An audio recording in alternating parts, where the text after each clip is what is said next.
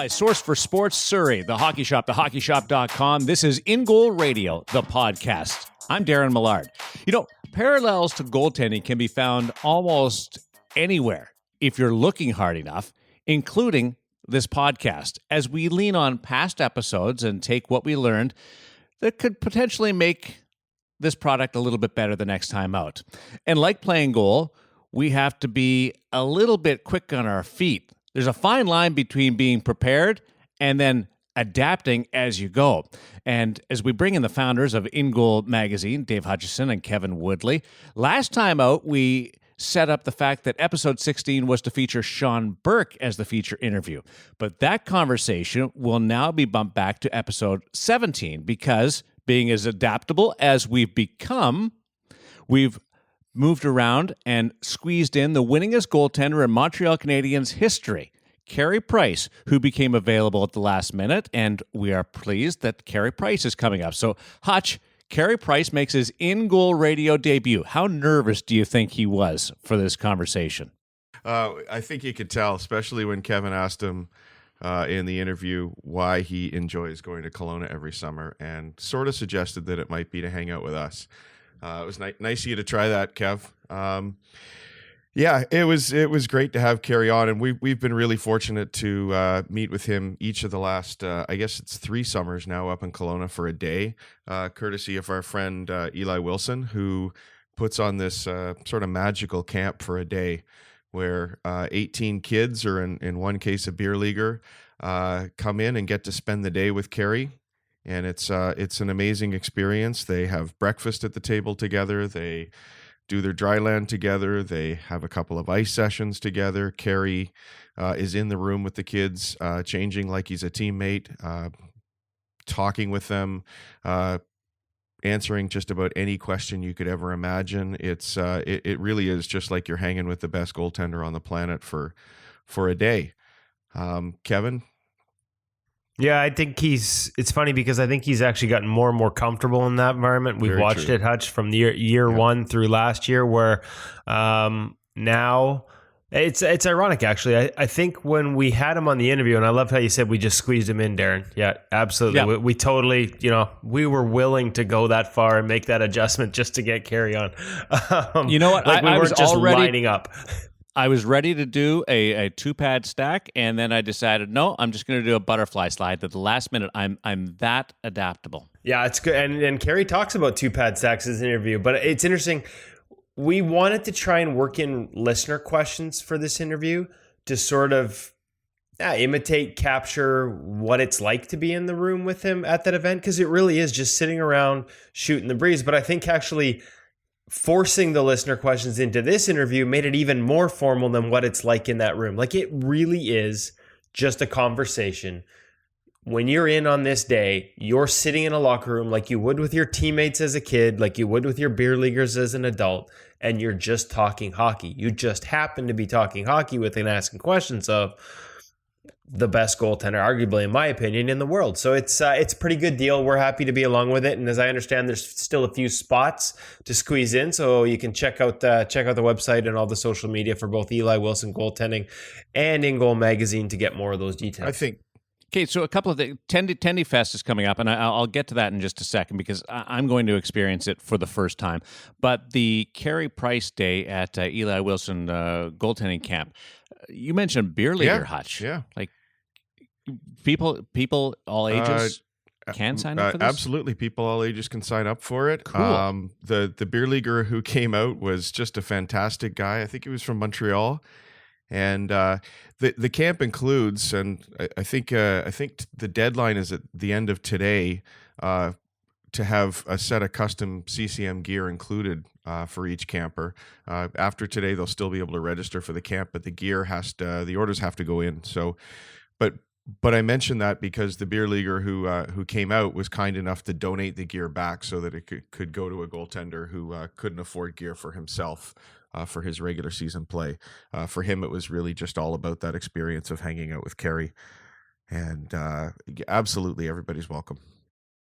Yeah, and you know what? He was totally comfortable and he had a blast. Huge Montreal Canadiens fan, and we'll give him a shout out here. It's Carey Gillings, Kerry Gillings with a G. So hopefully I'm pronouncing the last name right. It's been a few years since he came out.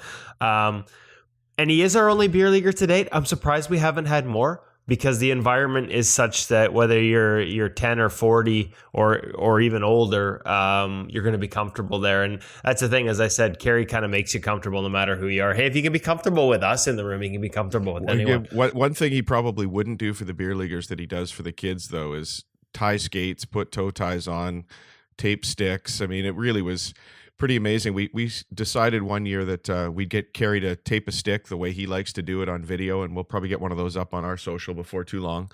But of course, instantly when we did that for one of our sticks, a lineup started of all these smaller kids. Carey, can you tape my stick? And then suddenly, Carey, can you show me how to do my toe ties? Carey, can you do my skates up? And he didn't miss a beat with any of them. It was like he was Uncle Carey helping out everybody. Just a great guy. Mm-hmm. Wait till I tell him, say, Carey, can you go get me a beer? I don't think that'll happen. Look forward to it. We will give you the contact information later on in this episode. And Hutch, can we put it in the show notes? 100%, of course. As far as how to get into that, because I don't know how to do that part. A couple of things that I want to make sure that we get to. One is Woody, Mikey DiPietro, a good friend of InGoal magazine, has been a great run right now between being drafted and then winning Memorial Cup and being on the run with the Ottawa 67s. But he's injured as the Ottawa 67s close in on a berth in the Memorial Cup. His status?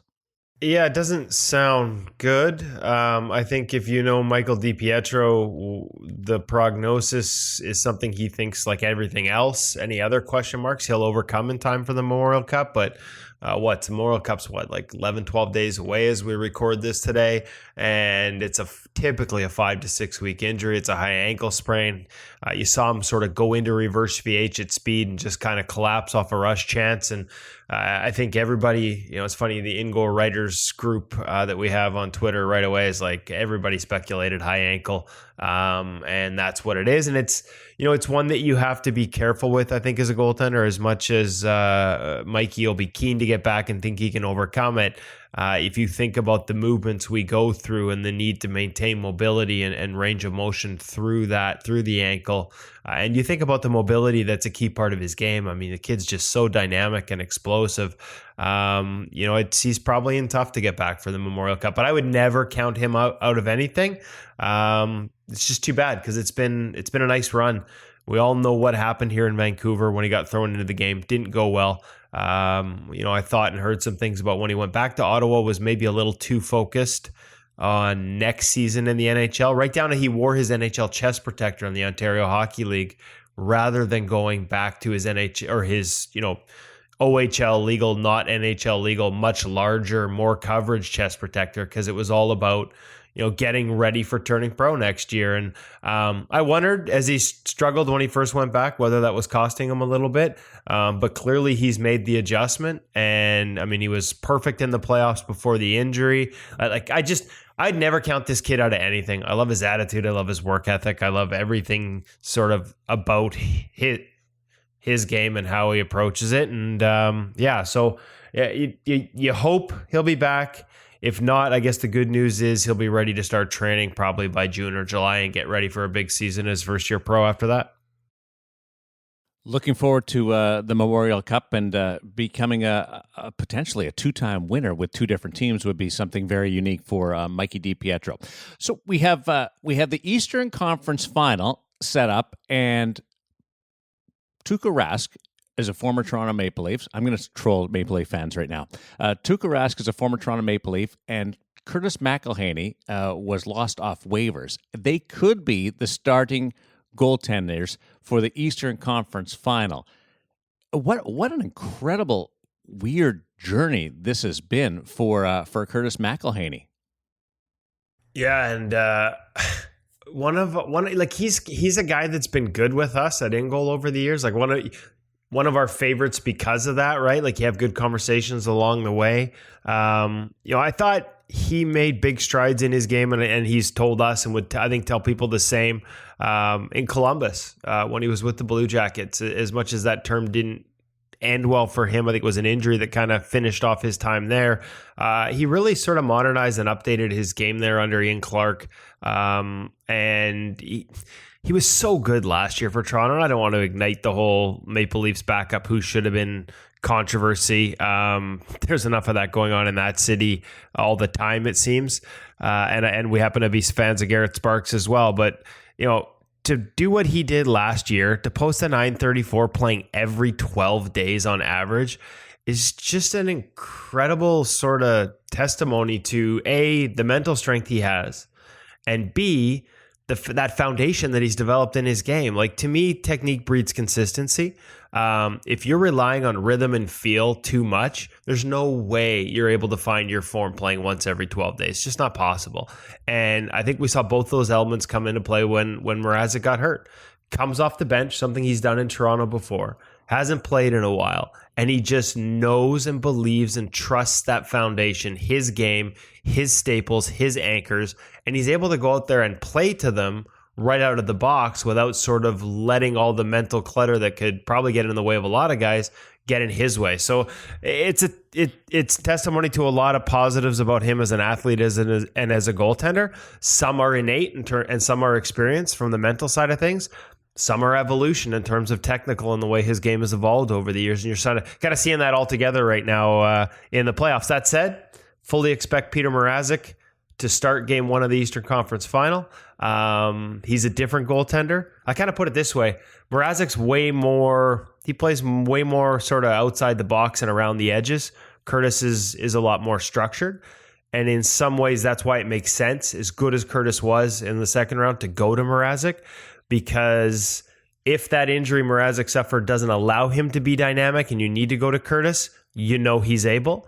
Whereas the other way around, like asking Mrazek to come off the bench, is to me more of an unknown. You've got this trump card sitting on the bench if things don't go well for Mrazek. And again, Peter's game's the opposite. It's more reliant on rhythm and timing. So if it's off at all after not playing for a while, not a bad fallback option in Curtis McElhinney.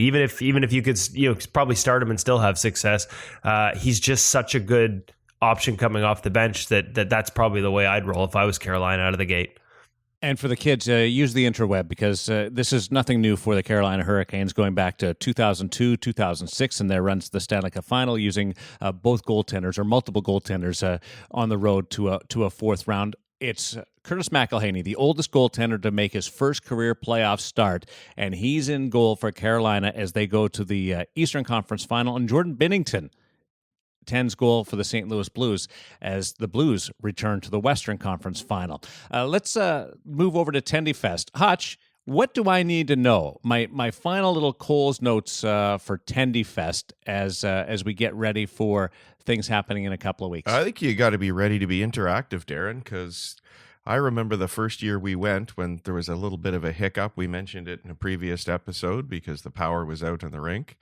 And as we arrived, there was a lineup of folks just waiting to talk goaltending, and it didn't stop all day long. It's incredible how many people come. I know all sorts of people from Vancouver Island that are making plans to make the trip already, asking me which ferry I'm going on and so on.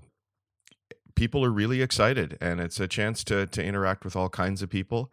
Darren, the big question I have for you, though, is will we be seeing you on the ice testing gear? Yes. I'm going to bring my skates. You need to test a lot. That's the only thing I'm going to bring. I don't think you can demo cups there. You might want to bring that as well. Okay, well, that's a good point. But I mentioned to Woody last week that I've never done the try before you buy. So this is going to be fascinating. And the Source for Sports are the guys going to be there? Right, everybody's there. Cam will be there. The whole crew. The legendary Cam. If we can still get Cam's head through the door. Will we have photos? Will we have photos ready for Cam to sign for people as well? We're gonna have to work on it. I think we may have some. Yeah, he starred in a few, I believe, of those. You see those reviews that everyone's fallen in love with. We keep sending people to the thehockeyshop.com, Hockey Shop source for sports reviews online. Cam is quite often the model. He's not just a hand model for in-goal social media batting glove campaigns. He's also the model for he wears a lot of different gear out there, and they take photos of him. And that's the only difference. Like, this is going to be the interesting thing for him. Like, on the podcast, as they've told me many times over my life, I have a face for radio. Nobody's ever seen Cam. When he's in the gear, he's got a mask on. So, like, the question will be, do people recognize him? I think the rock star status is at a level where people will. And yeah, I mean, Tendy Fest is as good a time to interact with these guys. Not everyone's as lucky as me and you, Hutch. We get to go interact with them anytime at the Hockey Shop Source for Sports in Surrey. It's where we go for all our gear needs because of their expertise. It's where we go because of their selection, all the top brands. It's where we go for their accessories, and that's going to bring us into this week's conversation with Cam. We've talked about the latest from Brian's, the latest from Bauer, the latest from CCM and Vaughn and Warrior. We've gone over all the gear lines, and we'll continue to do that with different models and different versions and price points over the summer. But it's important not to forget, much like that batting glove, these guys source out accessories that they think can make a difference to your game. They look for unique things. And this week we talked about toe tie options. As all those brands we just talked about go to more of an elastic bungee system, it makes sense that there's also some aftermarket products for goalies who are still in older pads that want to try that type of setup. And Cam reviews that with me this week. So it's reasons like that you should check out the Hockey Shop Source for Sports in Surrey. It's reasons like that you should check them out at thehockeyshop.com. And it's reasons like that you should come join us at Tendy Fest on May 26th at Burnaby 8 Rinks. As Darren said, as Hutch said, on ice testing. The other part of the Hockey Shop we love is they have tons of demo gear. So you can, if you live in the Lower Mainland, try before you buy at any time. But what Tendy Fest does is gives you a chance to try multiple sets, multiple brands on the same ice, compare them, like literally go out in the new 2X Pro and see what you like about how that pad fits and feels on your leg. Come off the ice, go back into the demo area, swap it out for a set of CCM E-Flex 4, and hit the ice within a half an hour and compare and contrast. How does a glove feel? How do the pads feel? It really is unique. It's a big investment to buy goaltending equipment. We like in our reviews to give you a sense of how it's going to play and what style it benefits, what style it suits, and whether it's for you. But at the end of the day, we're so unique in our preferences that the best way to do it is to try it in person. And Tendy Fest on May 26th at Burnaby 8 Rinks, thanks to the Hockey Shop Source for Sports and thehockeyshop.com, is absolutely the best place to do it. So I'm looking forward to seeing a lot of people there. Looking forward to seeing Darren there. We're going to do a live podcast from the event. We're going to have Pete Smith from Warrior. We're going to have a couple guys from Bauer, probably have Spencer from Bauer, Mark Gignac from Bauer. We've got Alex Ald coming on board, talk a little CCM gear, and also just talk about his pro career. You know what a good guest he was before. And we've also got Stefan Siglet, whose brother Jordan is the Calgary Flames goaltending coach. Is going to walk us through some concussion, some sort of concussion recovery methods and treatment options that I don't think we get to hear a lot about. So almost like a little mini symposium. We'll have a couple hours of live podcast there. It's going to be a blast, boys. Will our favorite skate sharpener be there? That's who I really want to meet. You know what? We might have to make special arrangements for you, Darren. But Cecil is on IR right now, so take out a little time. Okay. So, but that's the thing. That's the beauty. The expertise is shared there. So he passes down all that fantastic knowledge to the other guys. So your sharpening is still fresh edges every time you go. And yeah, same thing in the shop, right?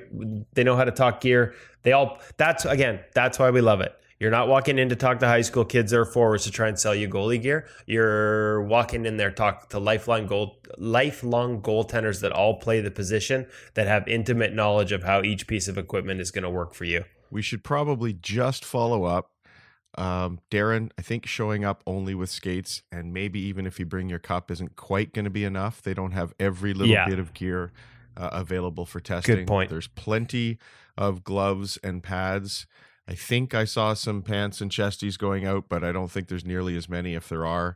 You really need to bring pretty much everything of your own except for the pads and gloves. Isn't that right, Kevin?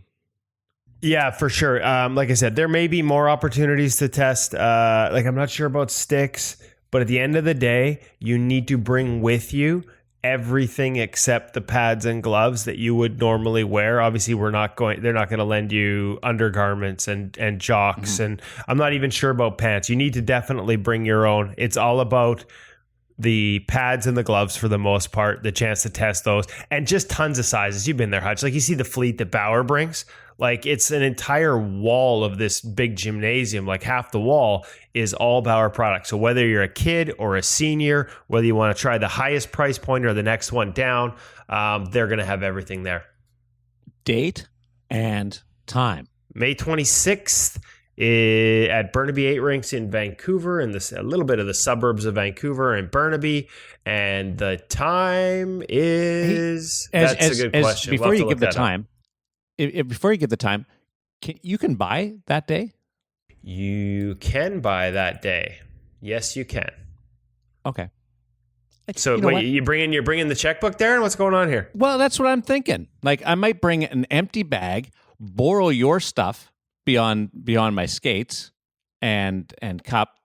There's a joke in there somewhere, and then maybe I'll be able to fill up the bag. I'm looking forward to that. 11 a.m. to 4 p.m. We'll be doing the live podcast probably somewhere between 1:30 to 3:30 p.m. But I will throw the caveat out there, as we have in the past, Hutch. Show up early. If you want to get out early and on the ice, we do see a lineup form. You have to fill out a little bit of paperwork on your way in. It's not a bad idea if you plan on testing like 3-4 different sets. Get there early, get out of the gate, get on there early, and then you'll have more time to rotate through. The world famous Tendy Fest, source for sports Surrey, the hockey shop, thehockeyshop.com. I cannot wait. And I'm more looking forward to seeing Hutch and Woody on the ice doing their thing. Only taking pictures, my friend. That is going to happen. Mini Hutch might be on the ice, but this Hutch has only got a camera that day. And meeting Cam. I'm not sure. Does Cam look more like George Clooney, or does he look more like Jerry Seinfeld? I'm going to try and pick him out because I've only ever heard his voice on the gear segment. The gear segment's coming up in just a little bit as we pivot over to our feature interview. 66 games this year, matching the second single season total of his career. We're talking about Carey Price. Montreal did not make the playoffs, but it was a solid bounce back year for both the franchise and, in some respects, Price himself. The Habs went a long way this year in reestablishing themselves, and a milestone for Carey Price was included in that. He lowered his GAA, he bumped up his SVPG and his shutout total, so it was a good year. Hutch and Woody know him beyond just the CH through Carey's contributions and his work at Eli Wilson goalie camp, but most of you know the man that wears the Montreal Canadiens sweater. He's Carey Price, and he's chilling out with us on In Goal Radio, the podcast.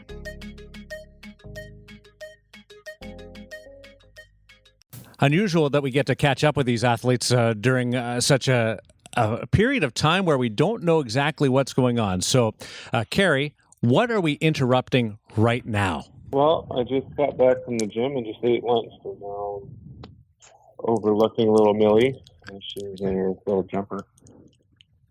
Sounds like a pretty good day. Yeah, it's a pretty good day so far. What when you say just back from the gym, what are you doing? Is it cardio? Is it strength training? Is it flexibility? Well, right now today was my first day of working out under the guidance of our strength and conditioning coach. They send me a workout via an app, and I just follow that program. So just kind of right now it's pretty light day today. So just I haven't really haven't done much for like the last month or so, and just trying to get the body back into motion and start feeling good about myself again. You feeling it at all? Were you bagged? No, it was a pretty light day today. It's mostly a lot of corrective exercises and just trying to get my body back to a good state after a long season. Carey, we've talked about yoga in the past. You usually when we see you at the Eli Wilson Day, it's kind of one of the subjects that comes up in terms of what you're doing in the off season. Is yoga still a big part of your off season and your regular season? Because it's something that's been so tied to goaltenders over the past couple of years. It seems like it's a part of a lot of guys' routines. Sure, yeah, I think it's definitely important. I've been working with Jen Wheaton. She's from Penticton, and typically we get together, especially in August. When I start skating again and start training, you start working muscles that are hard to work out in the gym. So I find myself getting a little shortened in my, my groins and my hamstrings, and like all those stabilizing muscles. So I find that doing about an hour or so after practice definitely helps that. The transition from rookie to veteran to a guy that's one of the more experienced goaltenders in the National Hockey League. How has your off-season training changed from the last maybe 8 years? Well, when I was in my early 20s, training didn't start until the middle of July. It's gradually gotten longer, and I just feel now that it's easier to maintain if I'm just kind of active fairly quickly after the season ends. Those days of totally doing nothing for a couple of months are long gone now. I miss those days of doing nothing. Carey Hutch here. We've been lucky enough to spend a day with you each summer with Eli Wilson up in Kelowna, and I don't know about you, but for us, one of the best parts of that day is when you're sitting around in the room with the kids and just talking hockey. So wondering if you'd be okay if we just shared a couple of listener questions here with you, maybe reminiscent of that locker room time with Eli here a bit. Sure, no problem. Perfect. So, one of the ones has to do with this year versus last year, and one of the listeners wants to know: do you notice a difference in how your game was this year versus last year, or is it just the end result that's changed, and you've just been the same guy? I don't know. That's a tough question. You always feel like everything is results driven, really. At the end of the day, I feel like this year I got the results I would like to see. I don't know exactly how that came, whether it was just generally playing better or getting luckier, or just had the right mentality. But I feel like when everything went well a few years ago and had that record season, that there just wasn't anything that I could have done that I couldn't do no wrong, if you know what I mean. And then last year it just seemed like no matter what I did, if I tried to play passive and not too aggressive, it didn't work. If I tried to play super aggressive and tried to do too much, that didn't work either. So just trying to find that razor's edge and walk that. I feel like I was able to find a groove this year, and we played well defensively too. So I can't take the brunt of the credit, but I definitely thought that our defensive play was better this season, and we saw results in that regard. It's so funny, eh? Goaltending never exists in a vacuum. Team play matters. How hard is it, Carey, sometimes when to separate results from performance? I've talked to a lot of guys over the years about this. Sometimes, the difference between good numbers and bad numbers over a couple of weeks is one goal here or one goal there. And when you look at it, it's like, well, I wouldn't have done anything different on this play. It just went in. How hard is it to not get caught up, or how do you avoid getting caught up in numbers and just focusing on the process as a pro? Yeah, I think that at the end of the day, that was, a bigger difference this season. I was able to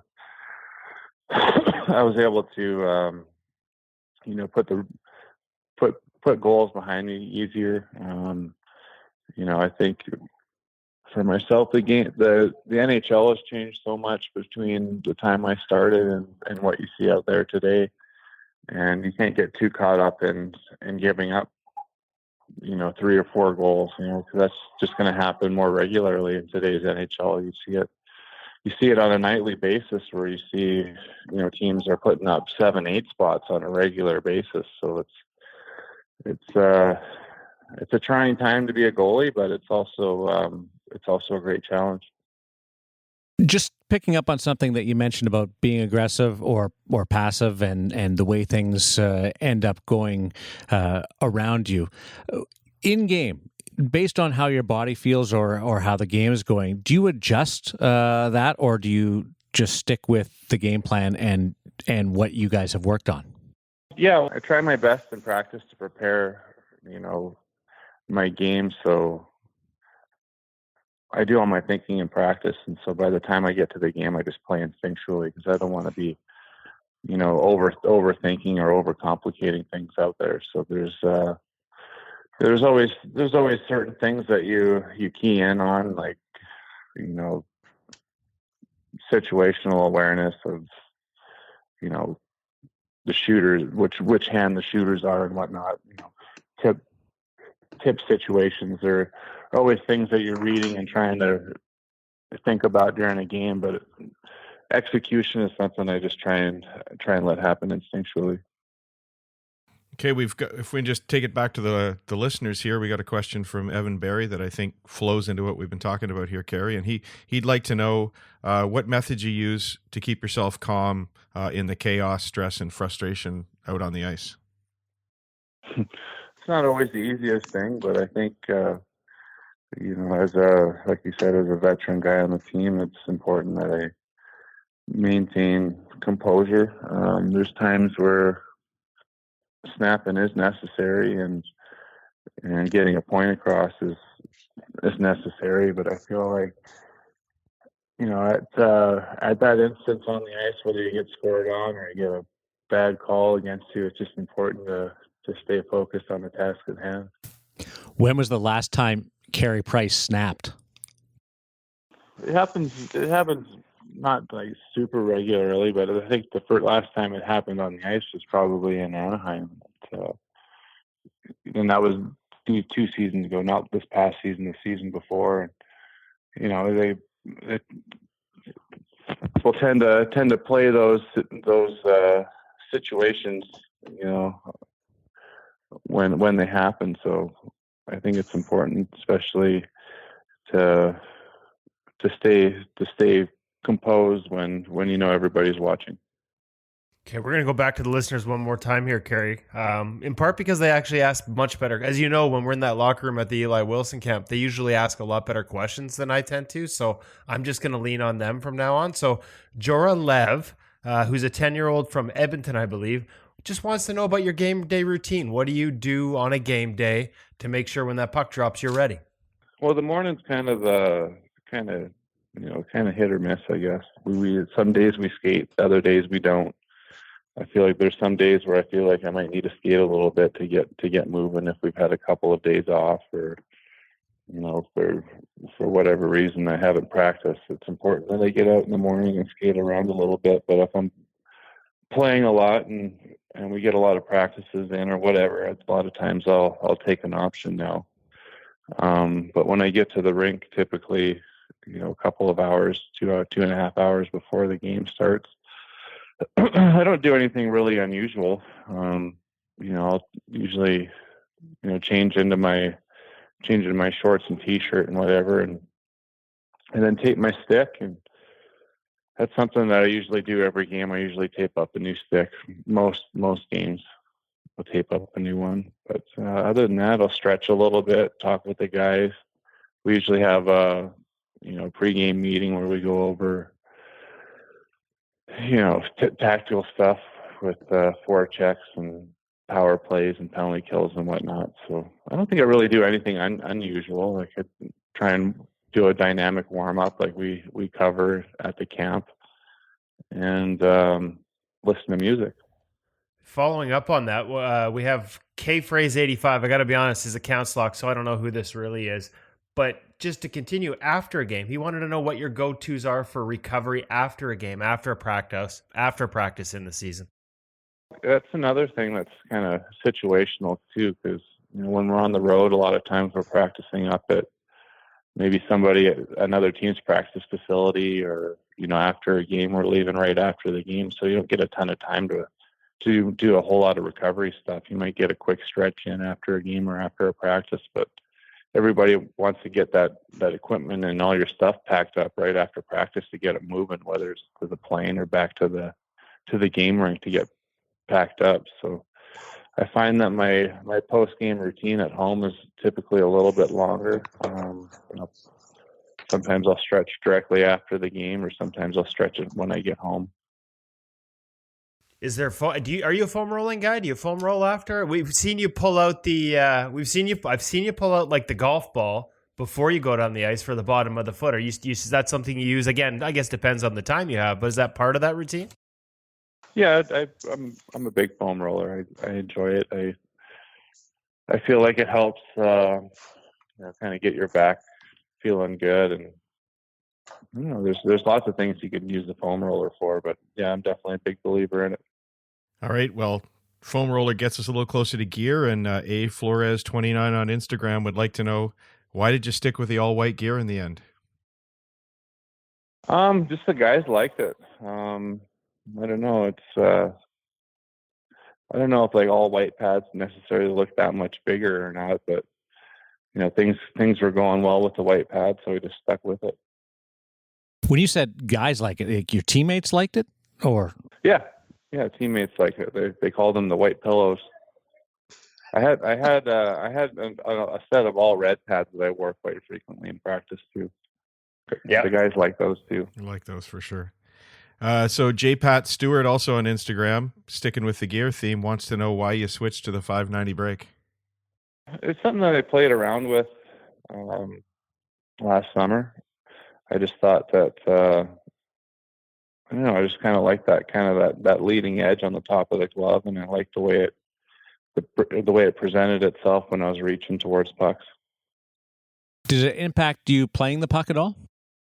At first it did, yeah. I felt like it was a little awkward, just a little change, but it didn't take too long to get used to that. Would you have been able to hit that camera hole with the other break? I don't know, maybe. It was a pretty good shot. It was a good shot. The music in the room, you said you'd like to listen to music. What's your go-to choice? And do you have a cutoff, whether it's unofficial or not, of when you want to be chatting before the game and when you just zone in? I feel for me personally, we listen to all sorts of music and before the game. I like a lot of rock personally, but we can't just play the same thing over and over again. It gets kind of redundant. So we play a lot of different styles of music to keep it fresh. And I would like to roll music directly right into warm up, because after warm up, I feel like there's lots of time to talk about what's going on before the game. Directly after warm up to when the puck drops, we still got 16 minutes to talk about a lot of things. And like I said, when we all get to the rink, we're usually sitting in the locker room taping sticks and getting ready for the game, talking about that. So I feel like music is part of getting into the zone and part of the warm-up routine. Carey Price is with us with Woody Hutch and Darren Millard. Woody, go ahead. Yeah, I got one last one from the listeners, Carey, and that's this is actually a little bit more of a detailed one. And again, they do a better job asking these questions than I do. So he was wondering if when a player's skating down about to rip a shot, as the player goes to take it, where should the goalie's focus be? Should it be the puck or should it be the stick blade? I guess he's having some problems in terms of he feels like his tracking. He seems to lose it after the release, and then it can surprise him a little bit when he catches up to it. Where's your focus, say on an open release or a guy coming down a wing? Ooh, I feel like that's it's hard to zone on one particular thing. I feel like it's kind of a soft focus on the picture. I don't know if it's just because I've seen about 1 billion shots in my career, but I feel like you can tell how a guy's going to shoot just by his body positioning, his hand positioning, obviously stick blade, and finally you're tracking the puck using your eyes. So I feel like it's kind of a soft focus of all those tangibles. What's your routine after overtime and you're going to a shootout? Do you do anything to refresh about who they may send out, or do you go on the pregame meeting? I just try and, I just try and stay instinctual. I don't like knowing what guys' tendencies are, because I find that it can get you in trouble. I'd rather get beat. I'd rather get beat on a move, not cheating, than be cheating on a move and get beat on a different move. You know what I mean? Yeah, absolutely. And that seems to be the consensus. Like, for when I remember when shootouts first started, guys would talk about wanting to see video, but then you get caught leaning one way because you see the same shot and he goes the other way, and you can look pretty. These guys are getting pretty good at making you think one thing's coming and delivering another, eh? Yeah, for sure. I feel like players aren't really that dumb either. They probably got a couple of moves, 1A and 1B moves that kind of go hand in hand, so if option A isn't open, there's definitely usually option B that's looking good. So I try not to lean too much in option A. Hey, I want to take you back one quick one. I think we know the answer to this one in terms of your influence, but when you started playing, and I know how big a role your dad played in your career growing up, but we had a listener that wanted to know what your earliest memory was of being a goalie and who your biggest influence was growing up. I remember my first memory of being a goalie. My dad made me these pads out of some foam. He had the little outside roll glued on there with some foam, and then eventually I got some Road Warrior pads that had sharks on them. And playing some hockey on the backyard pond with Dad has been my earliest recollection of playing goal. What do you keep from your career? Is it masks, pads? What do you hold on to? Yeah, I got most of my masks. There's a few that I don't have, but for the most part, I have all of them. And I got a lot of jerseys from All-Star games and Team Canadas and whatnot. A lot of pucks. I got a few sticks from other guys that I've collected over the years, but not a ton of memorabilia. So we've taken up a ton of your time here, Carey. As I wrap this up, I wanted to ask one, other than getting to hang out with Hutch and myself, what's the best part of the Eli Wilson day? Okay, outside of having to hang out with us. Yeah, well, that's it. That is the best part of it. Yeah, sure. Well, no, it's definitely just hanging out with the kids. The kids seem to really enjoy it. They all seem very enthusiastic every year, and being able to have fun with the kids, because I remember being that age and going to hockey school and how much fun it was. So being able to return the favors, a lot of fun for me. Carey, if there was a day when you were growing up and you could be sitting in the locker room as a young kid with your hero, who would you have been sitting down with? Ooh, I guess at what age you were to ask me this. I think really early in my goaltending adventure, it would have been Kirk McLean when he was playing for the Canucks. Back in 93, 94. Later on, it would have been, Patrick, Marty, and Cujo, and then, that kind of stuck with me until I started playing pro. And is there somebody today that you haven't had a chance to meet, whether it's past or present, that you'd love to sit down with? Past or present? I've had a opportunity to talk to just about everybody I would have wanted to talk to. I've talked with Marty. I've talked with Patrick. I've talked with Ken Dryden. There's a lot of guys that I've had the opportunity to sit down and chat with. I guess I got the opportunity to talk with Jacques Plante's son during during the record game ceremony. And that was a pretty cool experience. Being able to talk to Jacques himself would have been a pretty cool experience. What will you work on this summer? Is if everybody tweaks a little part of their game, do you have something in mind? 2 pad stacks and kick saves, I guess. Right on. I was telling somebody that we were going to chat with you today, and the question came up. They wanted to know how the dogs are because they remember that day a couple of years ago when the dogs got out and the season ticket holder brought them back. Yeah, they're good. They stay in Kelowna, and we have the neighbors' kids feed them because trying to go back and forth between Kelowna and Tri-Cities is a little difficult when you already have 2 kids and strollers and all that going. So they're doing good though. They're aging gracefully. Attaboy, which is more than we can say for the 3 of us. Not you, but Woody, Hutch, and myself.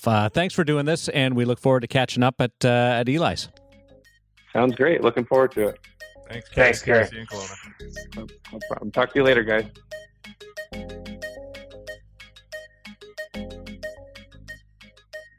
Carey wasn't giving up what he was working on. You guys may buy it, but I don't think he's really working on the 2 pad stack. I bet he could throw a good one though. Oh, for sure, guaranteed. But I don't think it's part of this year's focus. I got to be honest with you. I don't know if there's much to work on. That's what separates the guys that are the best. They always look for new ways to improve.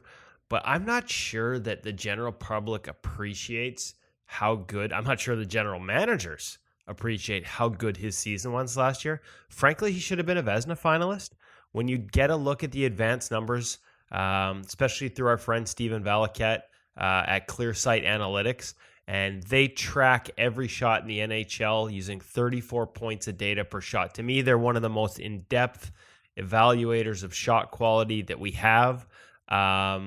They measure things like pre-shot movement. Did it go across the slot line? Did the goalie have to shift from one side to the other? Traffic, layers of traffic, who's shooting, where they're shooting from, pre-shot passing, all these different elements on a shot. When you measure that all and measure workload, Carey had the most goals saved, sort of above average, factoring in all that quality, higher than Vasilevsky. Higher than, Bishop obviously lower games, but like he was the best. Like based on those numbers, he was the best, and at the very least, probably deserved to be a Vezina Trophy finalist this year. And I kind of feel like maybe the start we talked about that with him, maybe watered down his raw numbers, so GMs didn't pick him. And yeah, it's tough to pick a guy who doesn't make the playoffs. But if there were any questions about the contract and his future, and was he still the best of the best?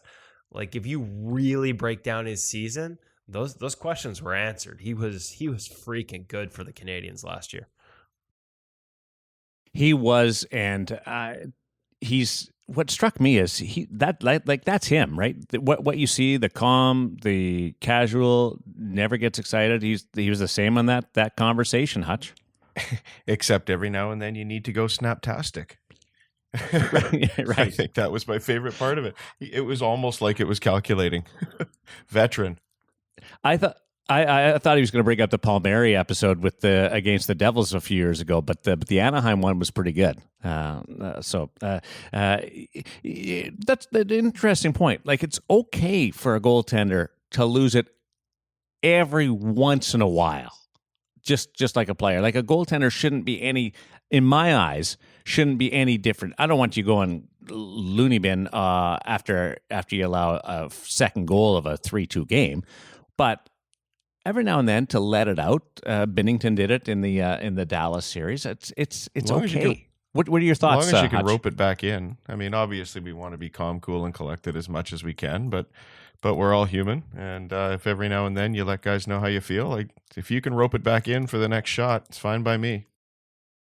Or if the game's over and you want to go full Tuukka Rask and start chucking sticks and milk crates, that works too. It is an entertainment sport, isn't it? You know what? We always use the Tuukka Rask one, but if there is video on Eddie Belfour's multiple dressing room remodeling renovations, that'd be a pretty good one that we'd cite too. One in Vancouver in particular. I was just gonna say we had one in Vancouver when I was covering the Canucks, and there was a television that used to be on a wall that wasn't there when we walked in after the room, and I believe there was an invoice sent on that one. Yes, there was.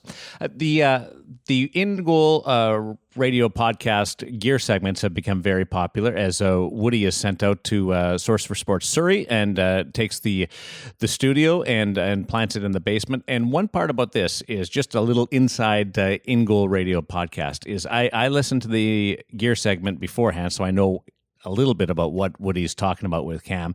And this week, while I was listening to it, I jumped on the website and started surfing all over their accessory tabs because it's just a cool little part about the website is so dynamic and has every single thing. So Woody talks to Cam about accessories, including this transition between what straps used to be, then skate laces, and now the bungee cords on the toe ties. So Woody out in Surrey.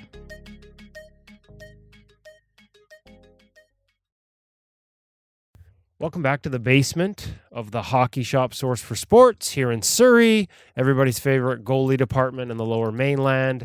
And if you're online and can't get here in person, thehockeyshop.com. We're back in goalie heaven in the basement with Cam Matwiv.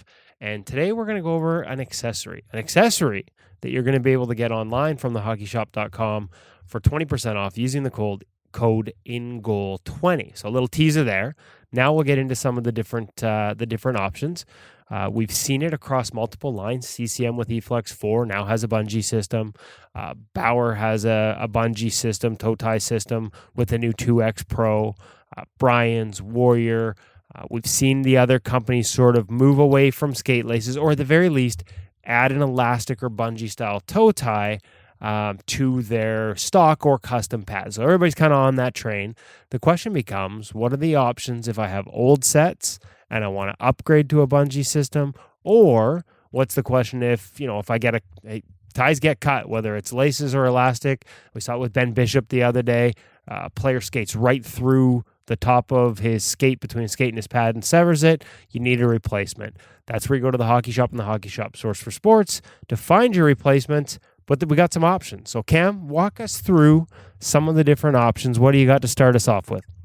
Yeah, so I got 4 packages in front of me here. Each one's a little bit different. First, we'll start off with something that you're going to see on the new Vaughn SLR2 leg pads all throughout their line. This is their bungee system that involves clips. The replacement that I have on the wall is an entire bridge that will screw into a pad as long as you got the screw holes for it. Super simple system. You weave it through your skate same way you would laces, and then it just clips together on top of your laces. It is adjustable, so you can either shorten or lengthen it depending on, if you're a junior kid, you're obviously going to need to have it a little bit shorter, all the way up into the senior sizes. So that's some good adjustability there. Other than that, good overall system. Again, an easy, quick replacement. Now, moving on to the Bryans. So this smart toe system you'll find on their Genetic 4 pad currently.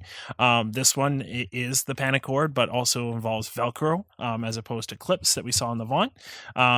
Very simple system. Will just tie into any bridge that has laces already in it. Basically, again, you're weaving it through your skate, same idea, but this one Velcros together on the top of the skate, very similar to their older Smart Strap system, which we still do carry as well. Right, and similar, obviously, to the what we see on the new eFlex 4, what we see on the new 2X Pro. Again, all you need is sort of the holes in that binding that you would normally run, in the past a skate lace or any other elastic system through, and you can use this one as well. Exactly. So super easy to install and honestly extremely functional. Okay, moving on. This one's a little more unique. I haven't had a chance to try this one myself. You guys have some people in the shop that have. Walk us through the toe hook. So this toe hook has done really, really well for us. A lot of younger kids, especially, their parents wanting something easy to replace the skate lace with. So the toe hook is something that actually stays permanently attached to your skate, and then you screw in the hardware that it gives you onto your current toe bridge. Everything's instructions and everything are all included with the package, and then you literally just hook on your little elastic to your pad and you're good to go. So again, your skate always has this little elastic piece attached to it at all times, and then you just hook and go.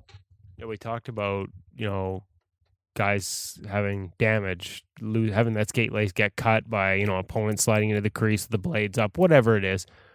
Less likely with this by the looks of it. That gap between your skate and your toe, there looks like a rubber or plastic sort of piece that goes over top of it on the toe hook, so a little less likely to have that happen, I'm guessing? Correct. Yeah, they've given you that extra protection for that, which is exactly what they've done. They've added, again, a little piece of rubber over top of like what would be the gap in the elastic that gives you the slack. That helps to protect it from those skate cuts and things like that. But, these things do inherently do happen. That's why they include extras in the package.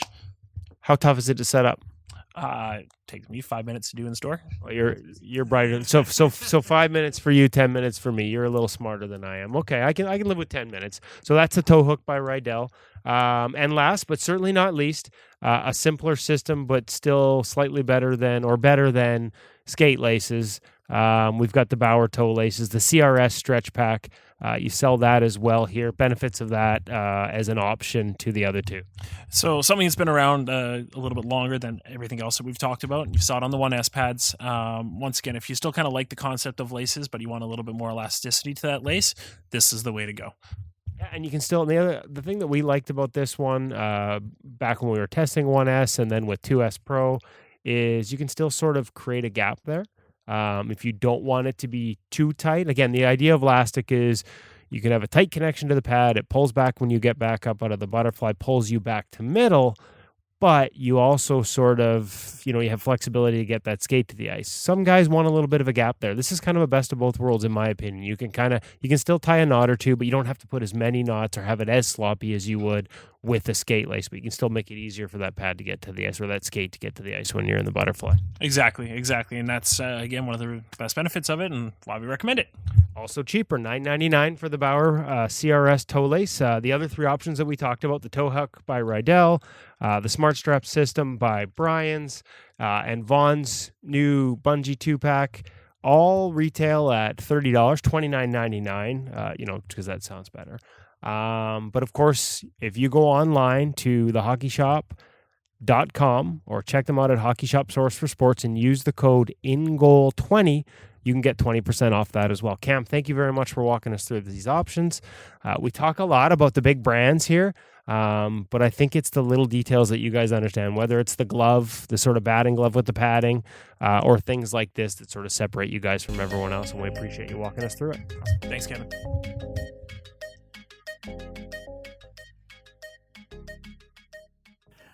The great Cam and Woody doing their thing. You guys should take that on the rubber chicken circuit.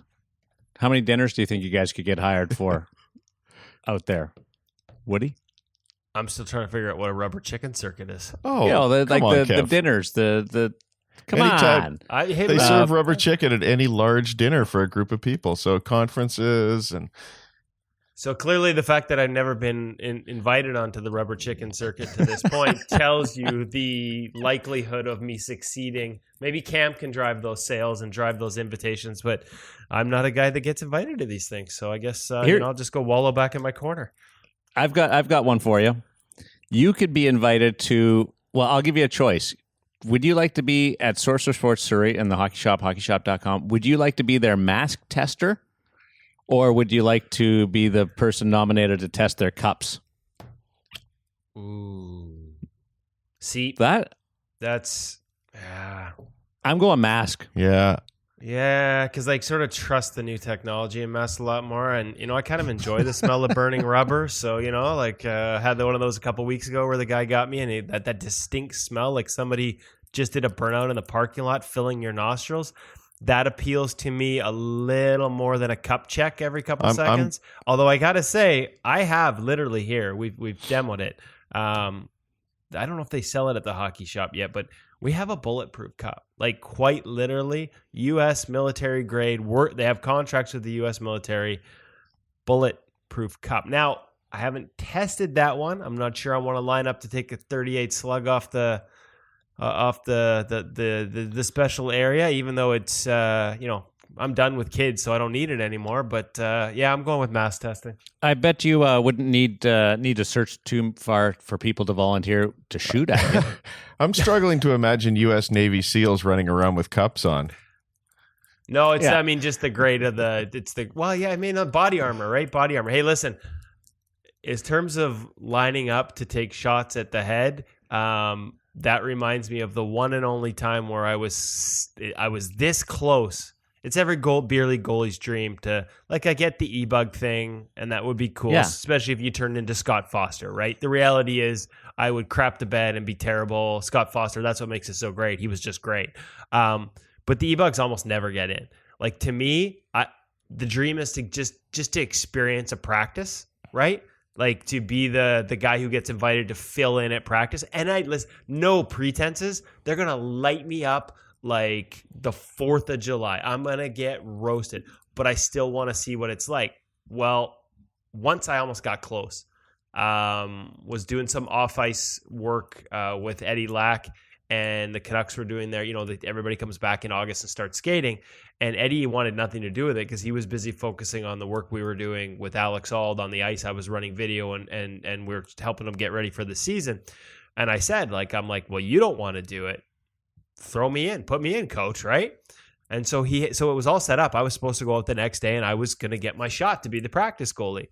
And that night he forwarded me a screenshot of the text response when he confirmed that I was in. I won't name the player, but the response was, "That's great. The boys will all shoot at his head." So I went to bed that night as a guy who's had multiple concussions going, man, I want to see NHL shots. I'm not sure I want them all directed at my noggin. So he was probably just joking, but as a guy in the media and the relationship with the media and here, I was a little nervous. Thankfully, one of our former guests on this podcast bailed me out. Ryan Miller arrived in town that night and decided the next morning that he really wanted to come out and skate with the boys. And so I lost my spot to the winningest goaltender in American hockey, and maybe in the process saved my Ryan Miller, dream crusher. Yeah, Exactly. no, probably lifesaver. Ryan Miller, lifesaver. There's people out there that would have still went out and made it a 3 goalie loop. Yeah, because I'm subbing out Ryan Miller. Yeah. Hey, and you're just standing in the corner, tapping your stick on the boards, like, "Hey, buddy, let's go. It's a rotation." Millsy, take a break. I'm in. I got this one. Hutch, Eli Wilson, and the day with Carey Price, and how to get involved. Would love to see some people from the podcast join us on August 18 in Summerland, British Columbia. That's right near Kelowna.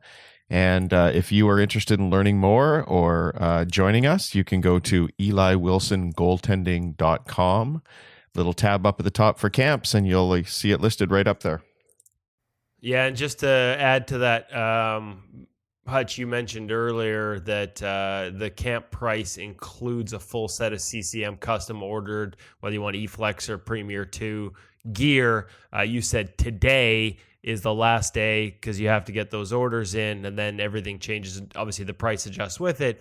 Today is obviously May 8th, the day we launched the podcast. So if you're interested in getting in with a full set of gear, you need to listen to this pretty quick and get on that website ASAP. Today is in May 8th, not today is in next Tuesday, the last day of the podcast before the For sure, but if you are a little bit late, there's still going to be lots of goodies. Everybody walks away with a signed Carey Price stick. There'll be a jersey. There'll be some products from BioSteel. I think there might even be a few in-goal things for people. And Carey is so generous with his time at the end as well. So inevitably, kids are lining up with various pieces of gear for him to sign as well. You'll come away with a lot more than just the memories of the day, but those memories are plenty for sure. Plus, you get to hang out with the in-goal guys. As Carey said, that's the best part of the summer, Absolutely. right? Yeah, I mean, it's just a little bonus thing that we're going to throw in. Listener questions, incredible feedback the last few weeks, so we really appreciate you guys jumping in, the listeners. And if you want something asked, if you have something on the top of mind, Hutch, how do they get in touch with us? That would be podcast@ingoalmag.com. Send us your questions by email, and we'll get as many as we can on the air. And we'll also be taking your questions at our live podcast coming up at Tendyfest at the end of the month at Burnaby 8 Rinks. Looking forward to that. So Ryan Miller, we have that connection as he stops by and ruins the dream of one Kevin Woodley, but he was on the program a couple of weeks ago. Carey Price today. You never know who's going to pop up, but I will say Sean Burke is going to be on the program next week. I can guarantee that. And Woody, just a bit of a tee up off the top of your head. Burke's a good one.